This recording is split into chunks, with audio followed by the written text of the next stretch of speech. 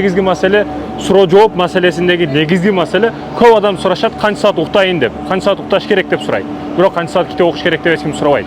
Өнүгүүнү карасаңыз, мисалы биз кошуна Казакстан Алматыдабыз, өнүгүү өтө күчтүү. Биз урматтуу мекендешим, жөн эле мына жерлерде азыр көрсөтүп атат, мындай учуп жүргөн ар кандай техникалык кубулуштар, машиналар дейбиз башкалар өтө өнүккөн. Биз эмне үчүн урматтуу мекендешим? Көп укташ, адамдын кандай экендигин, кандай абалда экендигин берген суроосунан билип алсаң болот. Албетте урматтуу мекендештер, ошондуктан ойлонушубуз керек, ойгонушубуз керек. Ар бир кыргыз, ар бир атуул ойлонуш керек, ойгонуш керек. Биз башкалардын жакшы жагын алышыбыз керек, жаман жагын эмес. Башка жак мындай кылыптыр, жылаңачтыктан, блогерликтен мына өп кеттир десе, блогер болуп чыкпа.